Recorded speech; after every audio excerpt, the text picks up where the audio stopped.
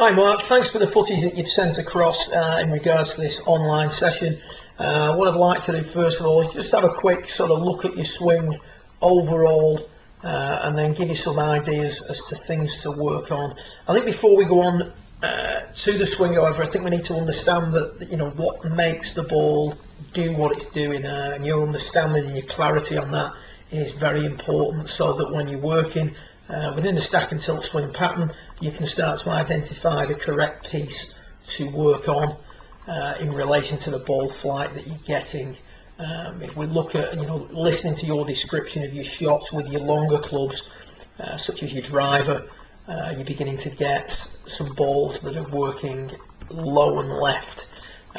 Based on the idea that, or based on the principle that the ball starts in the direction of the club face and curves away from the path, it's fair to say that if this ball is starting low and straight stroke left, the club face is first of all too square at impact, so there's a tendency for the player to be releasing the golf club. The fact that it's then curving further left is indicating that the path is too much to the outside, so you're swinging and hitting out at the golf ball too much. So before anything else, just looking at the description of your shot, I'm looking at things within your swing that are going to first of all shift the plane to the right, and then also looking at a player who's maybe releasing or closing the club face down a little bit too quickly. So onto your swing, great job of setting up. You can see the foot flare, maybe turn that left foot out just a fraction more, but you're doing a pretty good job there of setting up. I think the only criticism I would have is that at setup, you can see here with Charlie Wee, his eyes are downwards a little bit more than what we see with yourself. Your head is just a little bit too upright, and I'd like to see you just tilt the head down a touch more, so chin down a little bit, creating a little bit more curvature in the top of the back at setup. This in turn is going to make it easier for you to make the correct takeaway. If we look at your swing, the first thing I notice here is, I'm just going to put a line on here at 90 degrees to your inclination to the ground. Your shoulders should turn around that line. Now we can see here already that the left shoulder has worked a little bit too high, and the turn of the shoulders at this stage isn't at 90 degrees to the inclination that you have to the ground at address. That's forcing the shaft of the club a little bit behind you, just past P2. If we watch Charlie Wee, what we're going to see is a player who turns his shoulders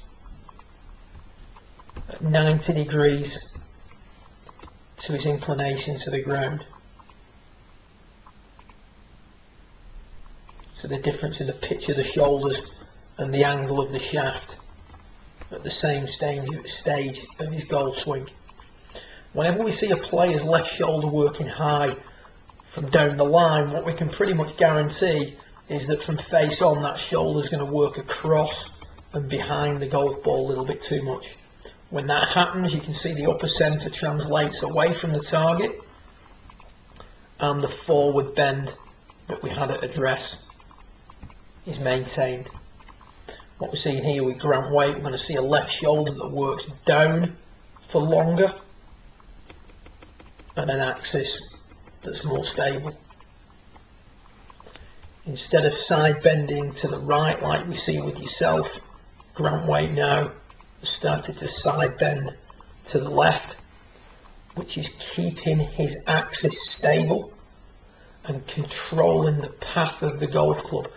The player, particularly a good player, who maintains that forward flex for too long, you can see there that you've got a lot of side bend away from the target, upper axis drifting off the golf ball, club working in behind us too much, slight movement up with the head as we approach the top, and a shaft that is across the line. The plane of this golf swing now is shifted way to the right, so in the grand scheme of things we're going to hit a lot of big pushes. Now, most good players are pretty good at preventing that happening, and they use the hands excessively at the last minute during the goal swing. See the difference between Charlie's position down the line, a little bit more laid off with the shaft, and Grant's position from face on, much more centred, side bending to the left, upper axis stable. As we come through now in the downswing from face on, nice first move, left knee moving forward, hips moving in a linear manner. You can see there we work up and back as we come through. Up and back. Never a good move. Up and back suggests that we're trying to shift the plane left at the last minute, and when we do that, we do it with the hands. Up. You can see you're coming out of your inclination there. As you extend a little bit too early, the club's way under plane, shifted to the left at the last minute, hitting out at the golf ball excessively, and unfortunately because of the quality of the footage we can't see anything here with the club face, but the rate of closure on the club face when a player really extends and shifts the plane to the left at the last minute is excessive, causing the ball to start low, left, and curve further to the left. If we watch Grant now as he comes through, there's no movement up and back coming through the hitting area. The axis is stable and the hand action very quiet. If you watch Charlie's move through impact, club nicely on plane rather than being under plane, and as a result hits out at the golf ball the appropriate amount rather than excessively. The excessive hitting out through impact can be seen by where the club exits or where the hands and arms exit the body. You can see we've got a very high exit as opposed to a lower exit of the arms. So when the arms are exiting high, that means they've been thrown off the rib cage, and as we said before, the rate of closure on the club face is going to be excessive. There's no way then of absorbing the speed, and we get this long, in inverted commas, traditional looking finish, as opposed to a more curtailed, or I prefer to say more controlled finish, where the left bicep is parallel to the ground as opposed to on almost a 45-degree angle.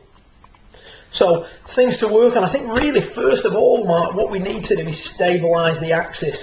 This would remove the need to do a lot of things during your golf swing. So what I've got here is some footage of Peter, a guy I've been working with recently on the same sort of thing. He was really struggling to control his finish, losing balance a lot of errant shots. And the main reason being is we had an axis that was translating off the ball too much. So what we've done here is we've put a cane to the right hand side of his head, stuck in the ground.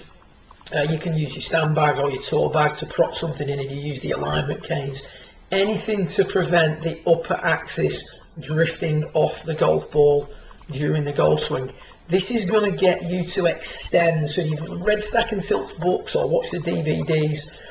With yourself, we've got quite a bit of extension in the hips and pelvis. You see there the right hip higher than the left, but we've not sufficient left tilt and extension, particularly in the thoracic, the upper back. So they commonly refer to things such as doing the Frosbury flop as a drill, trying to feel like you're side bending to the left. There's quite a lot of footage of Steve Elkington doing that.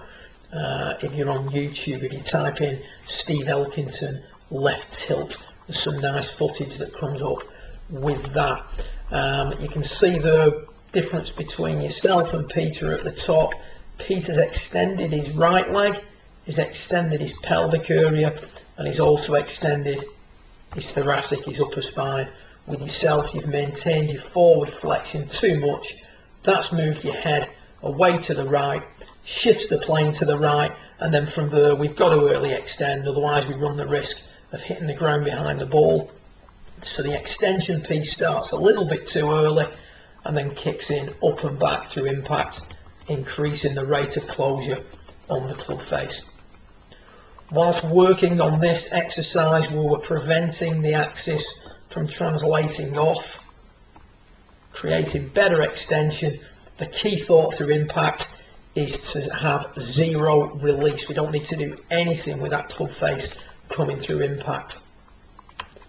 As far as a finish goes, I would like to see you cutting the finish off a little bit as well, just short term. Feel like you're going to hit the brakes a little bit earlier in the finish to try and control also the rate of closure on the club face. The thing with stack and tilt players, they all absorb the speed of the club very well, which is why we have this more classical look. I mean, people call it quite a radical swing. If you look at footage of Hogan, he looks just like Charlie Wee here in the finish, and if you watch Tiger hit his controlled iron shots, he has exactly the same look also the whole way through his career. So improve your ability to extend. Think in terms of side bending to the left rather than the right during the takeaway to get rid of some of that forward flexion that's maintained too long. So keep extending, no release, and try and hold the finish or stop the finish a little bit quicker. Good luck with it. If there's anything you need to know based on the comments that I've passed during this online lesson, feel free to drop me a line via email. In the coming weeks, I look forward to working with you down at the range one-on-one. Good luck with it, and keep me posted.